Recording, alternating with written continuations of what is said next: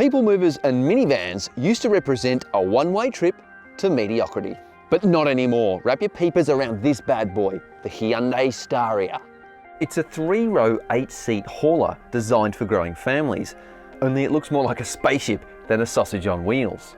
But is there more to this futuristic shuttle than just that radical design? Let's dig a little deeper.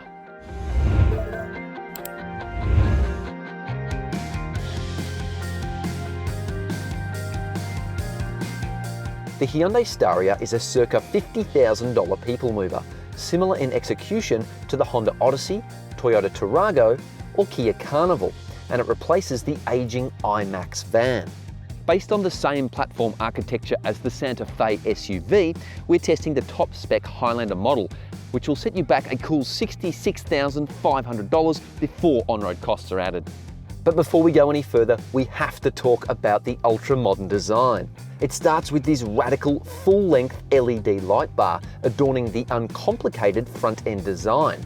And the headlights are actually down here. It's got a huge windscreen and even the side windows are extra large. And I love the fact you can open the windows and doors remotely via the key fob. Retro-styled parametric LED taillights adorn the rear end, joined by a discreet roof spoiler. There are 2 engine options, an all-wheel drive turbo diesel and a front-wheel drive petrol V6. And this one is the diesel. Now, on paper, power and torque figures look pretty good, but she's a heavy bus, so we'll see how it goes on the road after we check out the interior.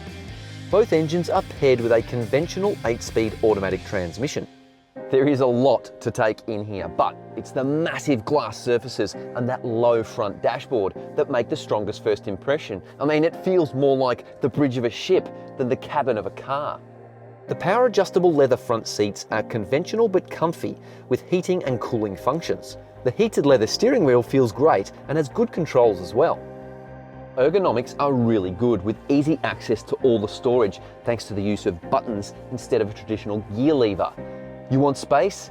You got it. This is huge. I mean, you could probably even chuck another seat here if you wanted. Even with the open plan design, incidental storage is very good, starting with 4 cup holders here, here, and here. I really like the big central storage bin, plus there's 2 USB ports, a 12-volt socket, and more storage cubbies here as well. Most cars have 1 glove box.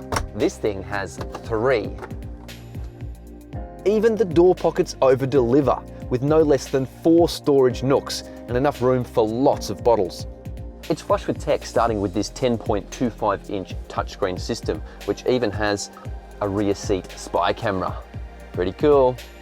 The native menu system is easy to use and comes with Apple CarPlay and Android Auto, but they're wired only.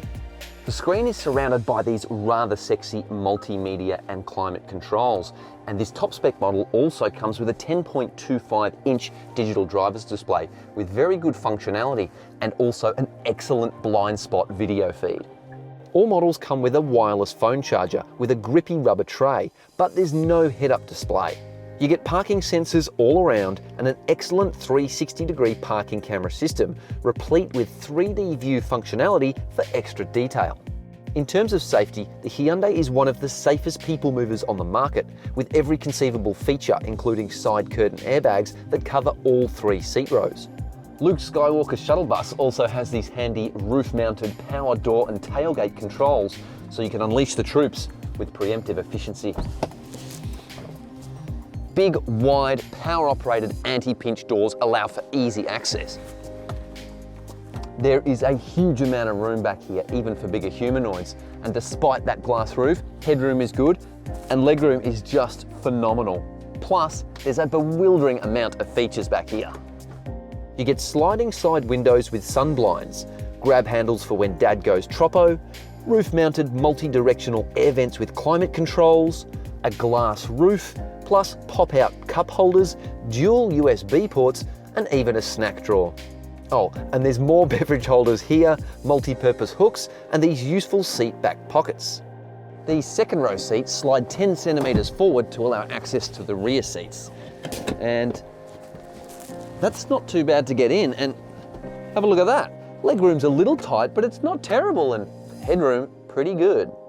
There are multiple cup holders, vents, and twin USB ports in the back seat row as well. The rear windows also open just a little bit and come with sunblinds too. This is a genuine 8-seat vehicle. You could easily get 3 kids back here, maybe not 3 adults, but there is one problem: child seat anchorages. You've got 2 ISOFIX and 3 top tethers in the second row, but there's none here for the third row, something its rivals do offer. There are 4 different ways to open this huge power-operated tailgate. This button here, a button in the front, the key fob, or even leave it in your pocket for hands-free operation.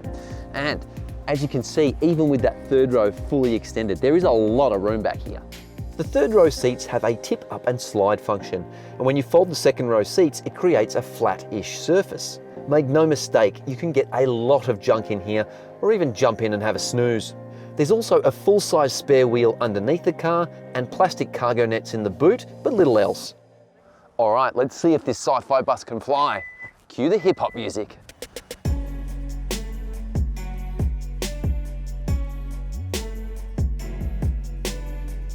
Well, this is no rocket ship in terms of acceleration.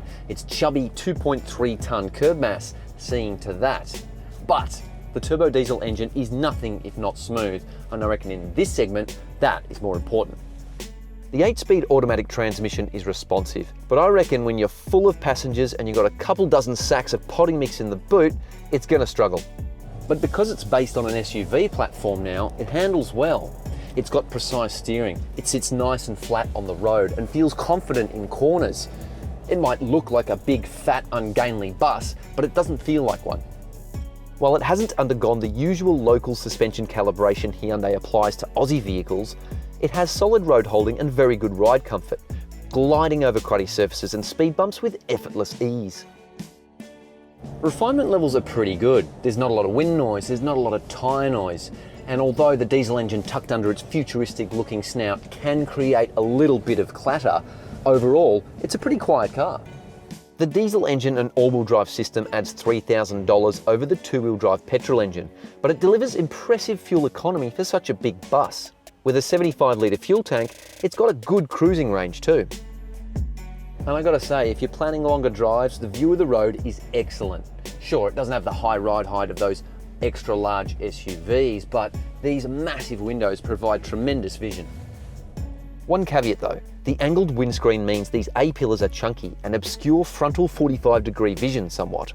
Another thing I've noticed driving this vehicle is its length, and you've really got to be measured taking tighter corners because that rear wheel can really bump over roundabouts and curbs if you're not careful. Long, wide and heavy, the Staria was never going to drive like a Ferrari, but the overall experience is far better than we're used to with this sort of people mover. In Australia, it comes with a 5-year warranty and reasonable cap price servicing with annual service intervals. Because it's a new model, depreciation levels are unclear, but they shouldn't be shocking. There really is a lot more to this futuristic minivan than just a radical design. It's overflowing with functionality and helpful features. It's safe, spacious, and actually drives quite well.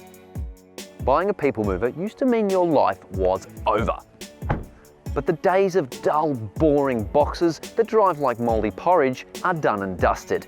Yep, family vans just got a whole lot cooler, and this one is one of the coolest.